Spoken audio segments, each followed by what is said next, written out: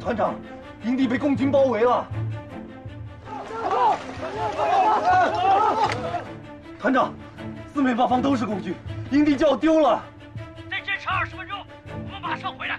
是，弟兄，别动，久伤不伤。把他们衣服都扒了，给他们长官留个信号，告诉他们，我们独立营过封锁线了。 我们用声东击西的游击战术，越过了和平人所布的旗岭封锁线。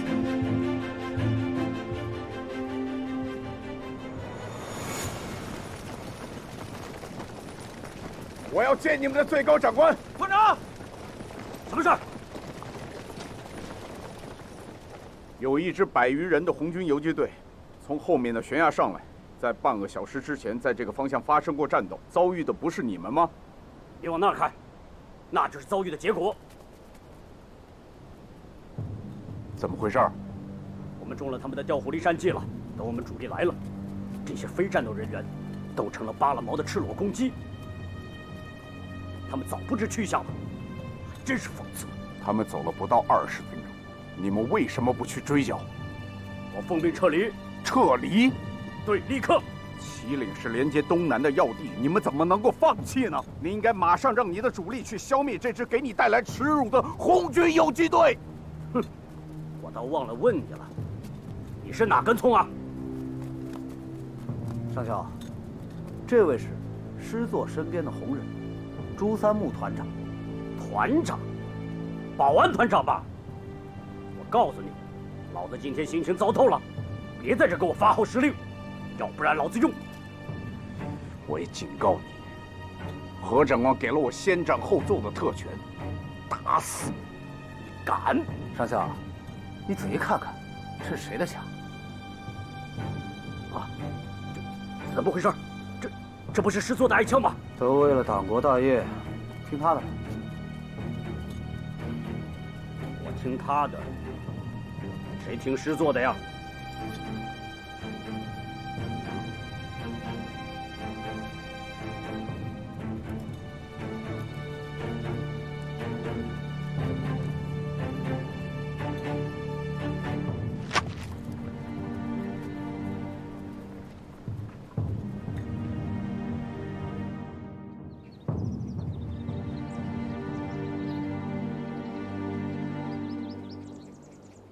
国民党的战术是四面围剿，而我们呢，就采取以出对围的战术，把红八、红九团2支主力调出苏区，到敌后展开游击战争，这样既能有效地保存实力，同时也能里外呼应，形成全面游击战争的态势。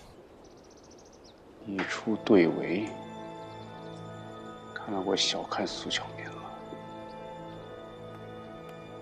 三木，怎么了？啊，没事儿。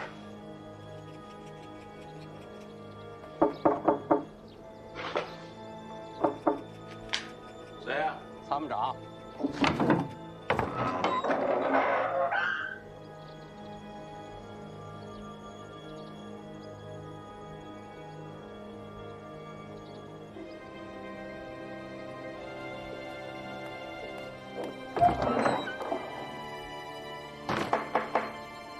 来了。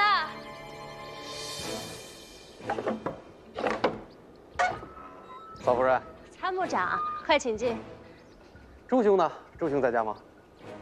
从进山到现在啊，他就没好好睡过一觉，在里头休息呢。参谋长有事儿？奉何长官之命，请朱兄去喝一杯。那我去叫他。参谋长，有事远迎啊。朱兄，怎么了？何长官找我什么？你看，我都亲自来请你了，看这架势，你是要升官发财了。三木，快去快回啊！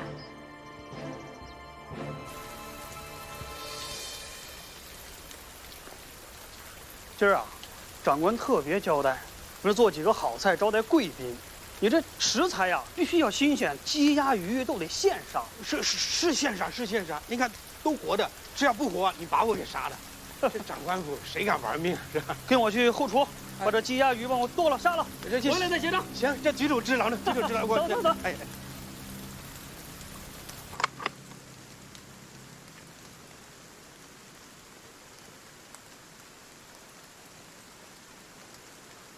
兄弟们，我们俩是不打不相识啊。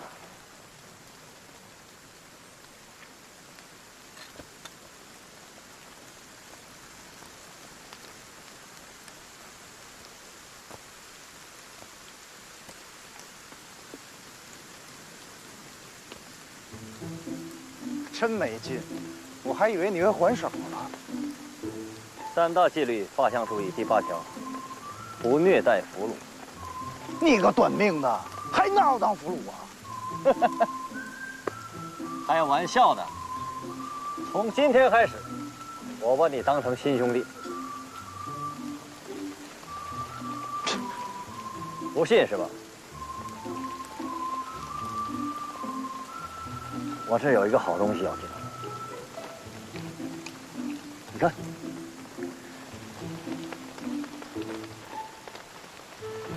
你怎么能有这么贵重的东西？这个是我在打南洋坝的时候捡的。反正周焕文都被枪毙了，这没主的东西不谁捡归谁。也是。现在送给你，就算是给你赔个罪。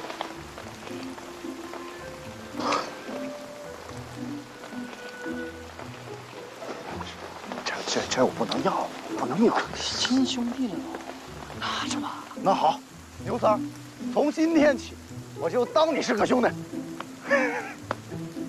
刘三儿，到。你们两个混得挺熟啊。我们已经是红军队伍里的好兄弟了。刘三儿，你是老士兵了，在有些事儿上呢，你要多教教丁满。是，丁满需要的地方，听我说。你能帮个屁忙呀！你别狗眼看人低啊！三大纪律8项注意，你会吗？不会吧？哼！我告诉你，我虽然不识字，也不会写字，但我全背下来，教你便是。哎，那行，正好，我要给新兵开个会，那牛三同志，你就给大家说说你学了3大纪律8项注意以后的体会，行不行？好。开饭了！开饭，晚了，喝汤了。快去吧，快去吧。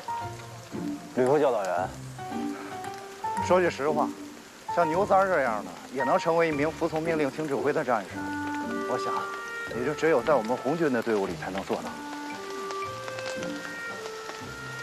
你也可以的，快去吃饭吧。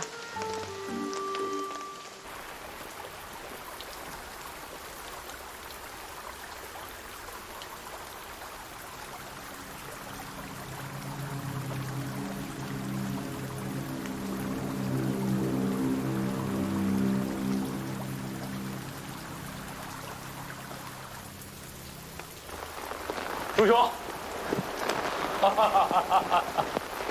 长官，哎呀，辛苦了，辛苦了！这么大的雨啊，来，快！哎呀，副长官，卑职这一次领命进山，最后功亏一篑，真是有失您的错爱。哎，此番失利，祸不在兄，都是老天不公平。俗话说，谋事在人，成事在天呐。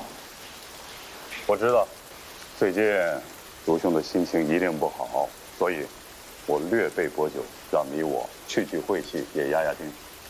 副长官，请您再给我一次机会，一定让我将功赎过。放心，委座不会轻易放弃剿共的决心和意志的。咱们不能以一时成败论英雄，来日方长嘛。对了，副长官，我搞清楚了，这次在祁岭被我咬住又逃走的那小股红军，正是4族战役漏网的闽西独立营。啊，先不说这些，先进去再说。行。来，这都淋湿了啊。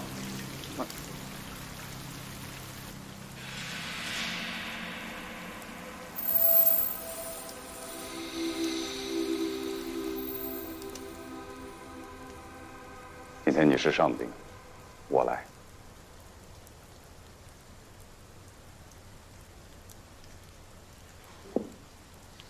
朱兄，我之所以这么安排，就是想你我深入的聊一聊。跟红军这盘棋下到今天，已经逐渐形成了一盘残局。对于棋局的博弈，我来者不拒。只不过，这个过程当中有一个疑惑，我始终解不开。所以，我想请朱兄赐教。何长官，卑职知无不言，言无不尽。我之前根本不把共产党放在眼里，一些丁字不识的文盲农民，搞点小打小闹还可以，居然搞起武装想夺取政权。这没有枪没有钱的共产党，也不知道哪根筋搭错了，居然要跟拥有200多万军队，还掌控着全国资源的党国抗衡，把他们比作当车的螳螂都是抬举，不过是一群蝼蚁罢了。可是，我怎么也想不清楚，如此强大的党国，为什么让如此弱小的共产党一次一次的逃脱，还伟大不掉了呢？卑职之前有过一个比喻：一头大象踩死一只蚂蚁，对吧？朱兄，现在的共产党已经不是一群蚂蚁了，而且小成气候，就连国都瑞金丢了之后，居然还有咸鱼翻身的可能。就他们这么一点点的战力，在党国数十万军队的追杀下，还让他们一路红旗飘飘，还飘到了陕北。而且，就在我眼皮子底下，他们还布局成了全面游击战的战略态势。朱兄，你是那边过来的人，只有你才能为我解开疑惑。共产党队伍里傻子太多，这未免太简单了吧？高唱着英特纳雄耐尔一定会实现。共产党队伍里太多这样的傻子，坚定地相信他们一定会成功，这就是他们近乎迷信的信仰。他们把一切流血牺牲都看作是要实现理想所要付出的代价，而且他们心甘情愿地承受包括生命在内的付出，因为那个所谓的英特纳雄耐尔对他们的诱惑实在是太大了。部长，我是那边过来的人，根本没有这个觉悟。哦，对了，咱们先不聊共产党，咱们聊一聊穿草鞋的红军游击队。我们把他们封锁在大山里，没有吃没有穿，他们是怎么熬过来，又是怎么扛得住的呢？红军他有一个法宝。什么法宝？1929年的12月，红四军从井冈山下来，在上杭的古田，他们开过一个会议。朱兄认为，会议对军人会有什么影响？他谬不然。事实上，彻底改变红军的，就是这个只有100多个代表参加的会议。我敢说，共产党今后如果能够翻起什么大浪来，追根溯源，都要归咎于这次的会议，以及那份不仅写在纸上，而且还揉进了军中的决议。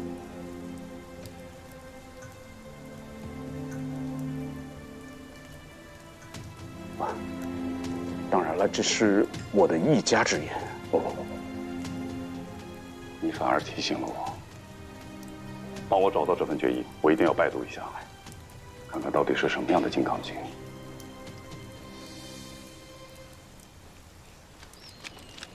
同志们，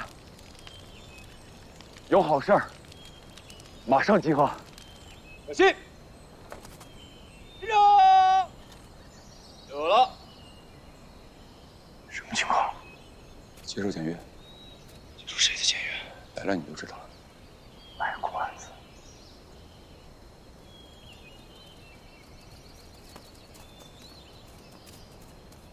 署长同志，请。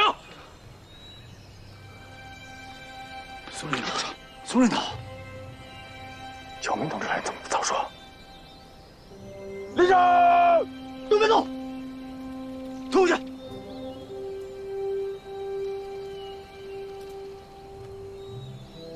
报告首长，独立营新老执照员168人，集合完毕，请指示。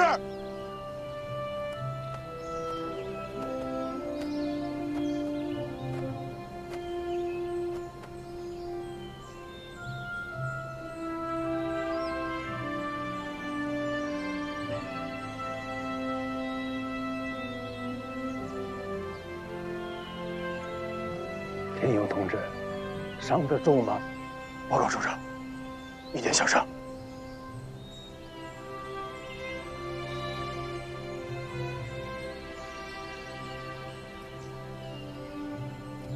我看见我们的战士，我就不难想象，你们是怎么度过这3个月的艰难困苦。独立营，好样的！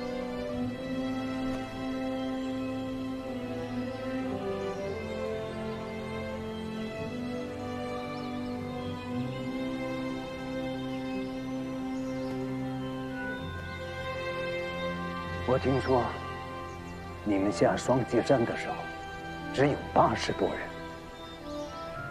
3个月的游击战打下来，怎么人员反而增加了1倍？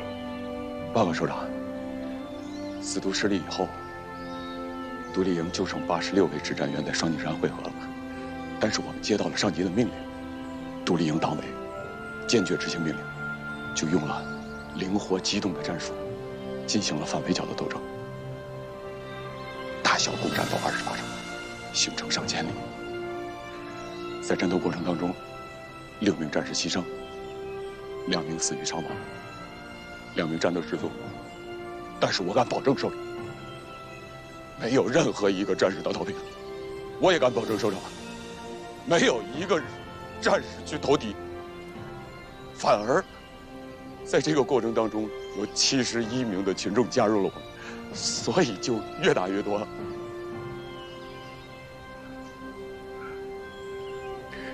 这3个月，你们最大的困难是什么？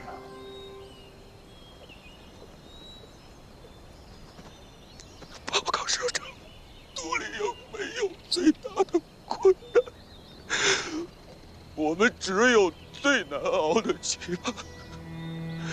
我们这么长时间，我们没见着上级了，我们和上级失去了联系，我们天天都想见着首长，我们就像没有娘的孩子，我们找不着家了。今天是我们第1次见着首长，对不起，首长，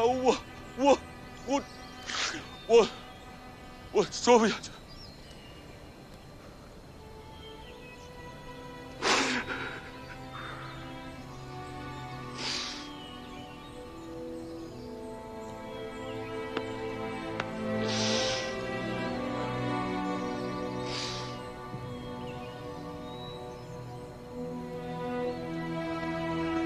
80多人到168人，这不是简单的数字增减的问题。这说明独立营党委和全体指战员在执行党的路线，全体指战员在遵守3大纪律8项注意上做得很好。你们做好了，人民群众就会拥护你们，赞成你们。你们为人民群众做好事，人民群众就会把自己的亲人、自己的子弟送进队伍。我们的队伍才会越打越强盛，是不是这个道理？是。我还要给你们报告一个振奋人心的消息：我们调动红8、红9团，突出外围，和区内的游击力量内外结合，使敌人首尾不得相顾，不得不草草收场。国民党当局曾经扬言，用3个月的时间，剿灭我闽西红军游击队的计划破产了。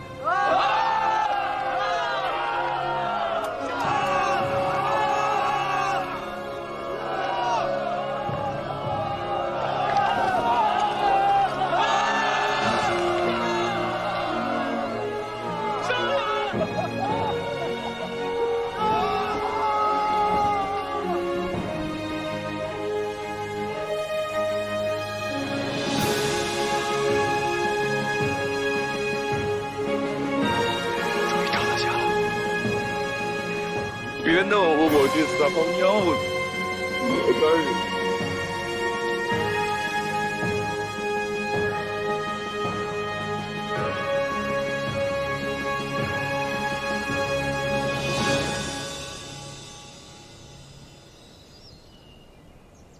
原则问题绝不迁就，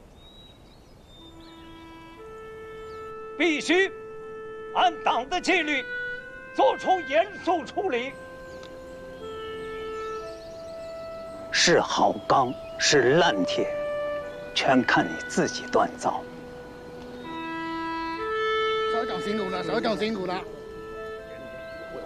党不会忘记你们。乔明同志，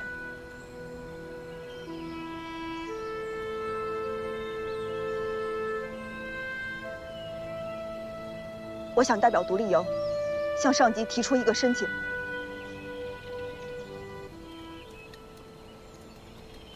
哎，对了，刚才领导也提过了啊，牛三儿同志，这个黑锅，我可不想为你背了。王爷你自己看着办吧。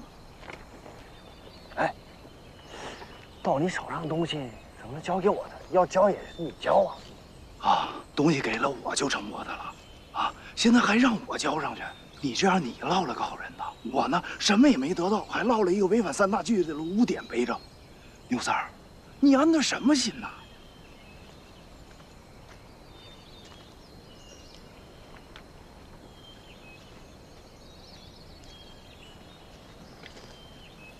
嗯，行。首长，首长好。好。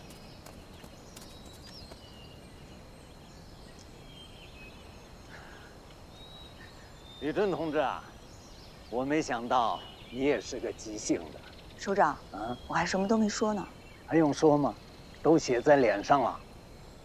你放心，他是我的徒弟，我比谁都关心他，爱护他。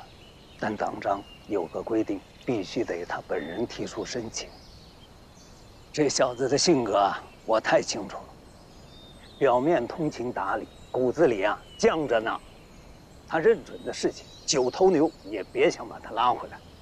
他会为自己的错误做出深刻检讨的，我相信他。行，那我找他先谈谈。他在哪儿？在那儿。吕真，我可要向你解解他的短呢。您不用说，我知道。他爱哭。你怎么知道？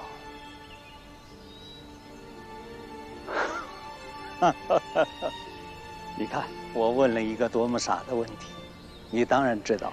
行，你找他先聊聊。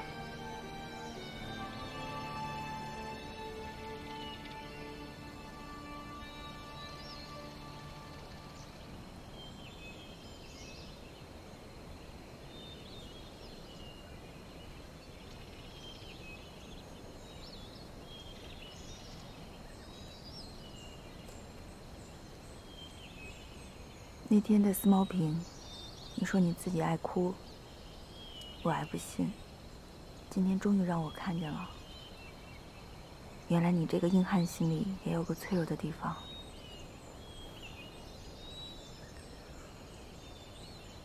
其实我在脑子里头无数次的想象过，见着上级是个什么样子。我都想象不到我刚才会是那个样子，让你见笑了。我们共产党员的心，又不是木头做的。如果你真是那么没心没肺，对什么事情都无动于衷的话，那才让人失望呢。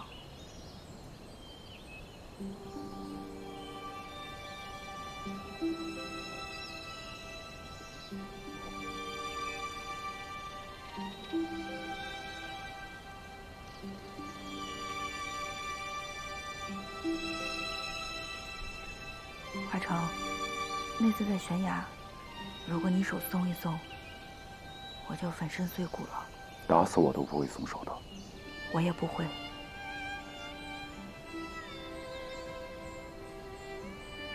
所以呢？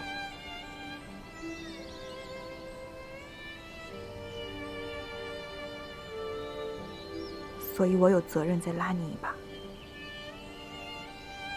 我听不懂。你忘了你身上还有一个处分了吗？你想说这个？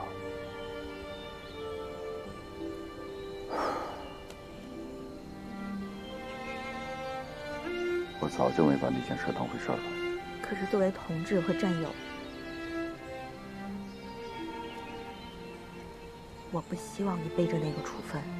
按党的章程，我希望所有领导都在的时候，我们去把那个处分解除。算了，不想给领导添这个麻烦。你错了。第一，这是侨民同志希望你去的；第二，这不是你个人的事儿，这关乎到我们整个独立营的荣誉。我想知道的是，侨民同志让你来的，还是你自己要来的？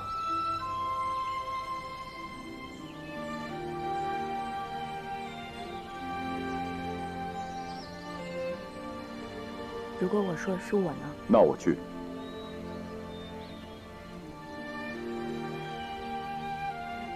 原来你还挺好说话的。那我在你心里头就是不好说话的。那你以为呢？我不知道。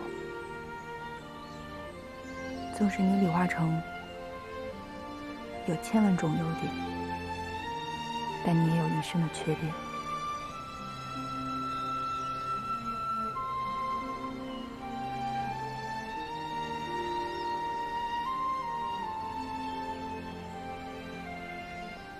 话里有话。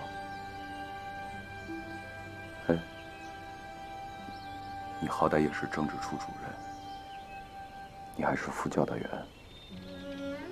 我有哪儿做的不好的，直说，痛痛快快的。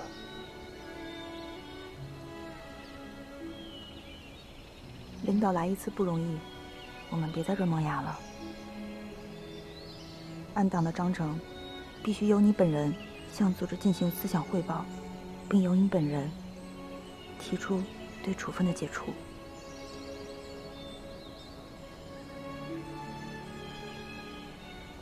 我走了。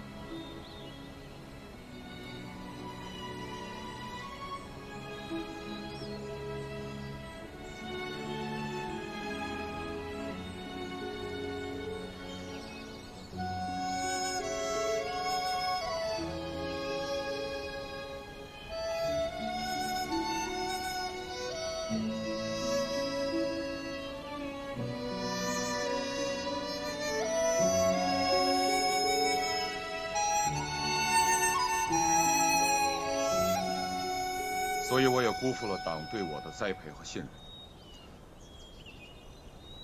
从今以后，我一定会在党的领导下，在古田那个会的精神指导下，时刻牢记我们红军的宗旨，把党的政治纪律放在首位，做一个从思想到行动都合格的党员和红军指战员，服务于这支部队。希望大家能给我一次机会。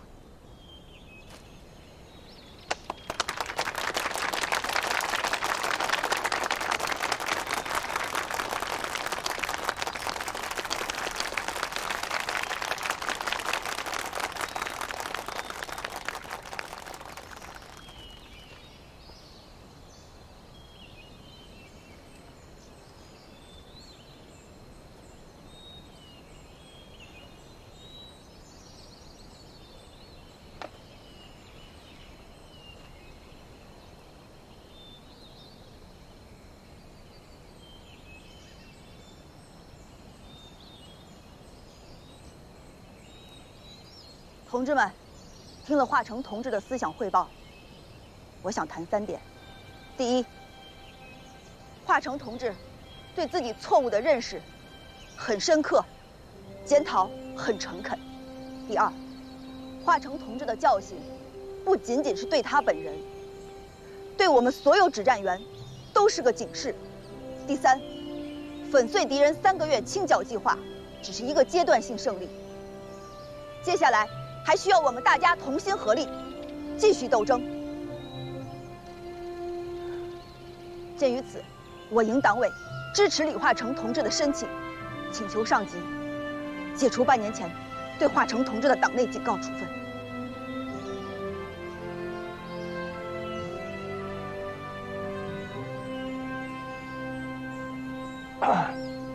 宇珍同志，别抢得那么前面表态，先听听强面同志的意见。立刻归队。对不起，我抢板了。抢什么板呢？第一，吕珍同志是独立营党委的主要负责人，当然要首先表态。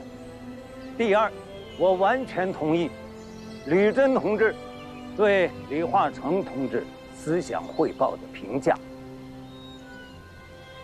看来这几个月，我们的李化成不仅带领大家走出困境，他本人也走出了思想认识的低谷。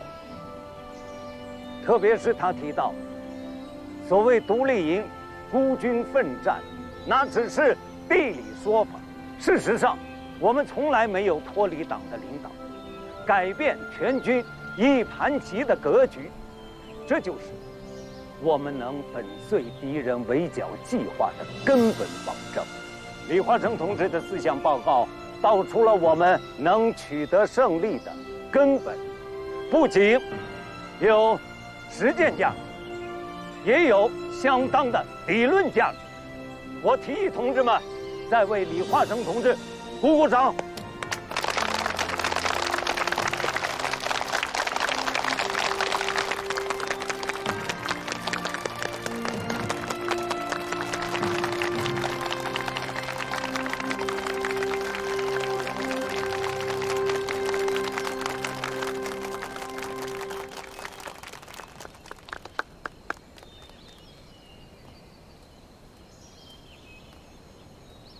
同志们，关于是否解除李化成同志党内警告处分，现在付之表决。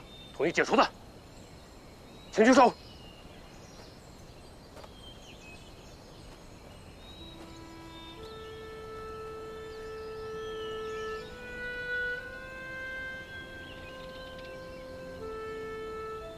独立营全体党员一致通过，撤销之前对李化成同志作出的党内严重警告处分。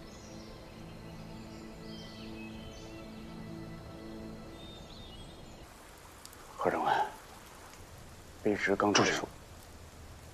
我觉得是时候给魏司令打个电话。我刚才说的没有什么不妥吧？当然不是。主兄所献之策，战力简直胜过一个旅，不，一个师。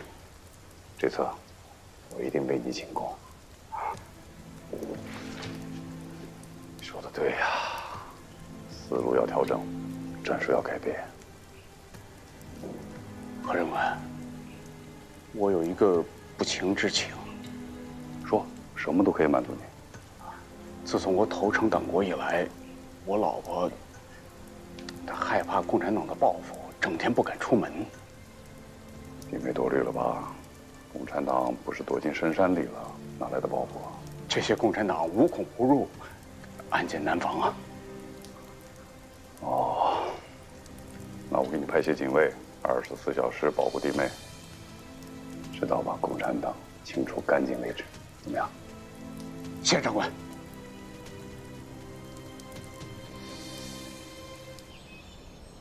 吕珍同志说得好，粉碎敌人的清剿计划只是阶段性的胜利。就目前苏区的总体形势和敌我力量的对比，并没有发生改变。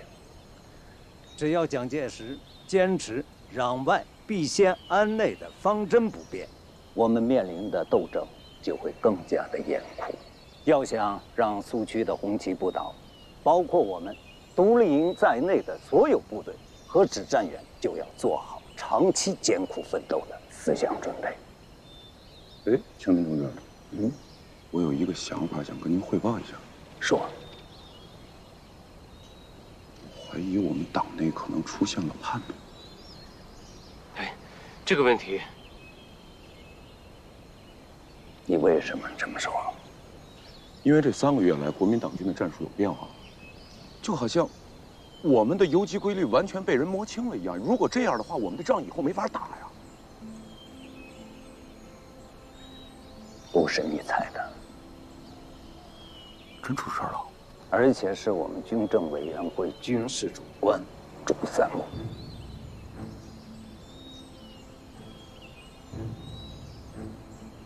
不是，那如果这样的话，等于咱把屁股都露给人家了。朱三木的叛变，我们已经有几十位同志遭到了杀害。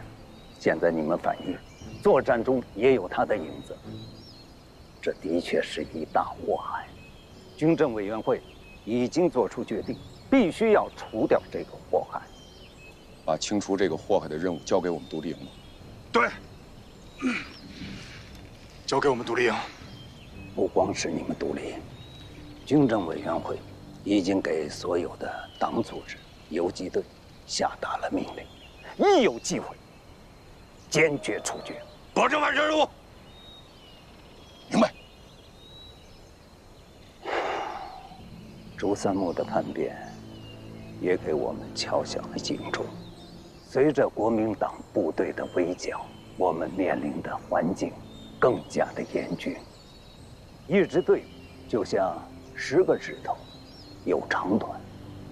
少数意志薄弱者，熬不过寒冬，也会变节投敌。所以，加强队伍的政治、思想工作，保持队伍的纯洁性，就显得尤为重要。我有一个观点，将会有历史做见证，那就是红四军第9次代表大会的决议精神，绝不是管一军、管一师，而是管全军、管永远。魏司令，他们的那句名言怎么说的来着？坚固的堡垒最容易从内部攻破，您还记得吗？我这里就有一个熟知堡垒内部的共产党叛徒，他为党国献了一策。他献了什么？不要在电话里说了，你把他带过来，当面告诉我。什么？总部要开军事会议，应对当前的突发事件。突发事件？只是委座很挠头。行了，电话里说不清楚，你来了就知道了。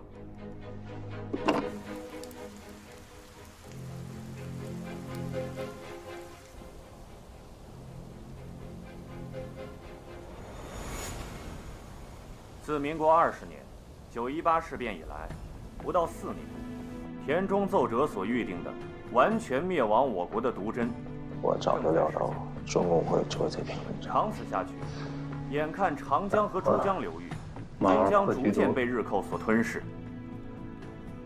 我国家、我民族已处在千钧一发的生死关头，抗日救国已成为每个同胞的神圣天职。然而最痛心的，却发现了少数人面兽心的败类。别念下去了，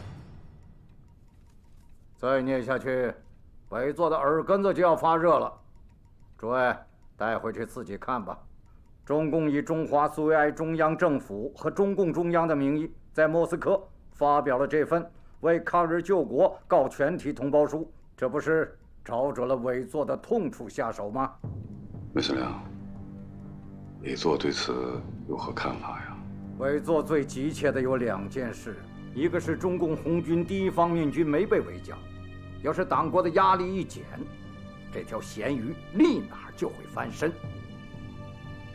二是南方的闽粤赣地区成为中共游击队主战场的战略态势已然形成，这2件事不解决，让委座，怎么能吃得饱睡得香啊？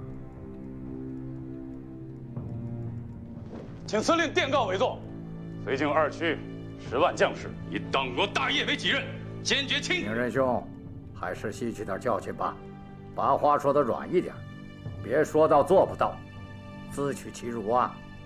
我们要把事情做得狠一点，再狠一点，绝不能容忍中共继续做大。诸位，请。